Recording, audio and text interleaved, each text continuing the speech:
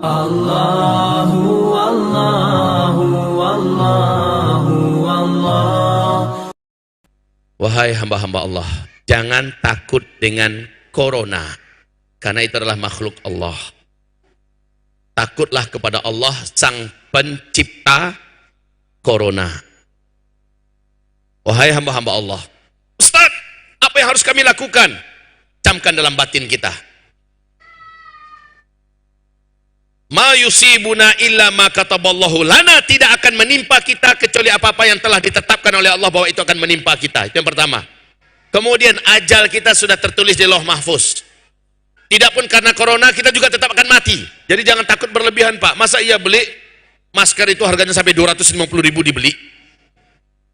Ada yang harganya sampai 300.000, saya dengar kabar bahkan ada yang 450.000 menjual. Udah nggak pakai otak lagi tuh, minta maaf saya bahasanya agak kasar. Infak untuk masjid, untuk kepentingan perjuangan Islam 5.000, 10.000, untuk yang sekali pakai dibuang, sekian ratus ribu dibeli saking takutnya. Kenapa tidak niat, ya Rob, daripada saya beli masker ini harganya 250.000, sekarang untuk infak bela Islam ya Allah, infak bela Palestina ya Allah, infak untuk masjid di Madrasah Mulazam Al-Fajr Ustaz Zulkifli ya Allah, 250.000, jadikan ini pelindung hamba, jadikan ini pengganti masker bagi hamba, selamatkan hamba. Apa salahnya begitu? Ya? Kenapa beli masker yang sekali pakai habis itu dibuang? Takutnya yang nggak bisa dimaafkan itu. Allah berfirman, la takhafu, kamu nggak boleh takut. Wahai Bapak Ibu yang kami muliakan, saya bertanya pada Bapak Ibu, tolong dijawab. Wahai hamba-hamba Allah, kira-kira orang tanpa udara bisa hidup tidak? Orang tanpa makan sampai 40 hari, tanpa minum bisa hidup tidak? Oke, sekarang saya bertanya, waktu dukhon nanti terjadi, 40 hari 40 malam, partikel-partikel udara, partikel bumi yang menyebar di dalam atmosfer bumi kita, membungkus bumi ini sehingga padat dan tebal, kemudian bersatu dengan asap yang sangat tebal dan juga panas, menyebabkan kamu tak bisa membedakan kapan siang dan kapan malam. Kamu tak bisa membedakan kapan siang dan kapan malam, kata Rasulullah Shallallahu Alaihi Wasallam. Bahkan telapak tanganmu kamu dekatkan ke arah wajah seperti ini, kamu tak bisa melihat apa-apa, padahal itu siang hari bolong, saking gelapnya bumi ini. Itu adalah dukhon, Pak. Tanda besar kiamat yang pertama adalah dukhon. Dan dukhon itu panas. Seluruh orang kafir, seluruh orang murtad, seluruh orang munafik, seluruh orang ahli maksiat, seluruh orang fasik, seluruh orang musyrik, seluruh orang zalim, seluruh mereka tersiksa oleh dukhon ini, kecuali orang beriman yang soleh dan bertakwa. Mereka hanya terserang flu dan demam saja. Coba lihat, iman dan amal soleh langsung berfungsi sebagai silk, pelindung ya. Mereka hanya terserang flu dan demam saja. Padahal wahai hamba-hamba Allah, ketika atmosfer bumi ini begitu tebal dan padat oleh debu-debu partikel yang membumbung ke udara, bersatu dengan asap, sampai-sampai begini pun tak nampak apa-apa di siang hari bolong. Ini pertanda ada nggak oksigen untuk dihirup? Ada tidak? Tidak, Pak. Sehingga nanti orang kafir, orang musyrik, orang munafik, orang fasik, orang zalim, orang mujrim, seluruhnya akan keluar asap dari lubang hidung mereka, karena mereka hisap adalah asap. Keluar asap dari mulut mereka, keluar asap dari lubang dubur mereka, jantung dan dada mereka merasa panas, terbakar, biji mata mereka seperti keluar saking panasnya kaum muslimin. Wahai hamba-hamba Allah, tidak ada oksigen yang leluasa untuk dihirup. Saat itu masker-masker murahan yang ada sekarang ini nggak akan laku pada masa itu. Paling-paling masker standar pemadam kebakaran, mungkin itu yang bisa dipakai saat itu nanti. Tapi anehnya, orang beriman gak butuh dengan itu. Iman dan amal soleh sebelumnya telah menjadi pelindung secara utuh. Dia hanya terserang flu dan demam. Ini dahsyatnya amal soleh di akhir zaman. Wahai hamba Allah, saat itu tersiksa. Berapa lamanya dukhon? Berapa lama? Sekarang saya berikan sebuah kiasan yang tak terbantahkan. Ada ndak manusia di dalam kedalaman laut, tidak ada udara yang bisa dihisapnya, dan dia di dalam kedalaman laut itu, ada riwayat mengatakan selama 20 hari, ada riwayat yang mengatakan selama 40 hari ya. Sementara tidak ada udara yang bisa dihisapnya, tapi masih bertahan hidup. Tidak ada makanan yang dimakannya selama 40 hari, tidak ada minuman, tapi dia bertahan hidup. Ketika dia dicampakkan kembali ke daratan, dia masih dalam keadaan hidup, lemes karena nggak ada makan minum, tapi dia hidup. Masya Allah. Siapa ini orang? Coba jawab. Nabi Yunus, Allah abadikan ceritanya dalam Al-Quran. Betul tidak? Maka kuncinya adalah apa yang Allah firmankan dalam Al-Quran. Laula an kana minal musabbihin lalabitha fi batnihi ila yaumi yub'atsun. Kalaulah bukan Yunus itu termasuk orang yang rajin ibadah, banyak beramal, lurus akidahnya, banyak zikirnya, lalabitha fi batnihi ila yaumi yub'atsun, pasti dia akan tinggal dalam perut ikan itu sampai hari kiamat. Ternyata kata Rasulullah sallallahu alaihi wasallam dalam hadis sahih riwayat Imam Muslim, ini kita pakai. Waktu dukhon nanti terjadi, pakai juga amalan ini. Ya, ketika terjadi umpamanya lockdown Indonesia ini secara nasional atau Jakarta, sehingga kita tidak boleh keluar, tidak boleh bepergian, kita dikunci, dikarantina di rumah masing-masing, umpama ya, nggak tahu lagi kemana mau didapatkan makanan, kemana kita mau berangkat dan sebagainya, umpama. Apalagi dukhon nanti, ini yang paling gelap, yang paling nyata, yang paling berat. Wahai Bapak Ibu yang kami muliakan, apa kata Rasulullah?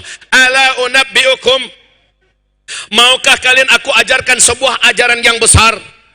Mana zalabi rajulim minkum, tidak seorang pun. Ala unabbiukum bisyai'in, maukah kalian aku beritakan dengan sebuah ajaran yang sangat besar? Mana zalabi rajulim minkum karbun au bala'un min balayad dunya, tidak ada satupun di antara kalian yang ditimpa oleh petaka besar, bencana mengerikan, atau bala di antara bala-bala dunia yang ada. Tsumma da'abihi, lalu dia baca ini,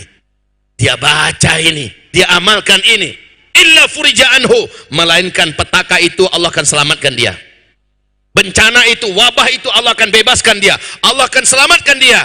Qalu, para sahabat menjawab, bala, mau ya Rasulullah. Maka Nabi berkata, doa Zunnun yang harus kalian amalkan pada masa-masa itu adalah doanya Zunnun dalam perut ikan. Lalu Nabi membacakan, siapapun yang membaca doa Zunnun ini seperti Zunnun. Zunnun itu gelar untuk Nabi Yunus, ya. Siapa saja yang membaca doa Zunnun ini, ketika terjadi petaka yang mengerikan, wabah yang menakutkan, dia baca, Allah pasti akan bebaskan dia, Allah pasti akan selamatkan dia, Allah pasti akan lindungi dia. Doanya adalah sama-sama dibaca, la ilaha illa anta subhanaka inni kuntu minal zalimin. Artinya, la ilaha illa anta, tidak ada yang berhak disembah kecuali hanyalah Engkau ya Allah. Tidak ada yang berhak ditaati dan dipatuhi kecuali hanyalah Engkau ya Allah. Tidak ada yang berhak diikuti ajaran-ajarannya kecuali hanyalah ajaran dari Engkau ya Allah. Subhanaka, Engkaulah yang maha suci, tidak ada kekurangan padamu, tidak ada kelemahan padamu ya Allah, tidak ada sekutu bagimu, Engkau maha suci. Inni kuntu minal zalimin, aku mengaku di depanmu sekarang ya Allah, aku ini sudah zalim, hambamu ini sudah berbuat zalim. Apa dosa Nabi Yunus? Ingat tidak? Ini Nabi loh. Apa dosa Nabi Yunus? Nabi Yunus nggak sabar dalam menjalankan perintah Allah. Padahal di akhir zaman kata Nabi, isbiru, bersabarlah kalian. Sabar itu artinya nggak tahan. Lalu Nabi Yunus terlalu cepat memutuskan, udahlah kalau begitu terserah kalianlah. Dia pun pergi meninggalkan kaumnya. Lalu dia naik ke atas kapal dan tingkatnya dia pun ditelan oleh ikan, dibawa ke dalam dasar laut. Kaum muslimin yang kami muliakan. Lalu dia mengakui, inni kuntu minal zalimin. Aku mengaku ya Allah, aku ini orang yang zalim. Sama juga Nabi Adam, ketika Nabi Adam diturunkan dari surga, apa doa yang diajarkan Allah kepada Nabi Adam? Apa doanya? Rabbana zalamna anfusana wa in lam taghfir lana wa tarhamna lanakunanna.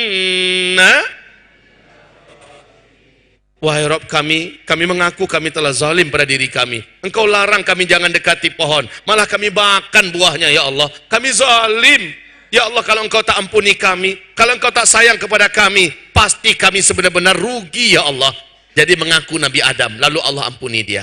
Mengaku Nabi Yunus, Allah ampuni dia. Allah selamatkan kembali. Masya Allah. Ini harus kita lakukan. Ketika lockdown terjadi untuk Indonesia umpamanya. Ma'adzanallah, semoga itu tidak terjadi. Amin. Kalau terjadi dukhon, Bapak Ibu ingatlah apa yang saya sampaikan ini. Doanya Zunnun. 40 hari Zunnun dalam perut ikan. Tanpa udara, tanpa makan, tanpa minum. Dengan zikir ini Allah selamatkan dia. Camkan itu baik-baik. La ilaha illa anta subhanaka inni kuntu minal zalimin. La ilaha illa anta subhanaka inni kuntu minal zalimin. La ilaha illa anta subhanaka inni kuntu minal zalimin. Baca terus, baca. Demi Allah Pak, Bapak akan diselamatkan oleh Allah. Bu, ingat-ingat Bu ya, Ibu pasti diselamatkan oleh Allah, baca. Tapi syaratnya Bapak dan Ibu sebelum kejadian itu adalah orang yang beriman dan benci kepada maksiat, soleh dan taat, banyak amal soleh. Maka ketika dibaca mempan langsung. Ada juga orang-orang munafik Pak, coba-coba ikut baca, nggak mempan apa-apa. Ahli maksiat mencoba juga baca, la ilaha illa anta subhanaka inni kuntu minaz zalimin, nggak mempan. Kena terus dia dengan bencana itu, nggak selamat dia. Ya, jadi yang mempan ini yang berlaku untuknya adalah bila sebelumnya dia beriman, dia bertakwa, dia jauh dari maksiat. Lihat dalilnya surat Al-An'am ayat 158. Baik, begitu. Makanya dari sekarang perbanyak amal, dari sekarang. Kata Rasulullah, standar kamu perbanyak amal ketika kamu menyaksikan pembantaian umat Islam, penghancuran negeri kaum muslimin di Syam, Palestina dan Suriah. Saat itu kamu sudah harus berlomba-lomba memperbanyak amal soleh. Kayaknya udah agak terlambat kita Pak ya. Udah nggak apa-apa, yang penting kita bisa mengakselerasi amal soleh. Makanya apa saja amal soleh bisa kita buat sekarang, buat cepat. Baca itu Pak, baca itu, amalkan itu. Allah akan cukupkan kita insya Allah ta'ala.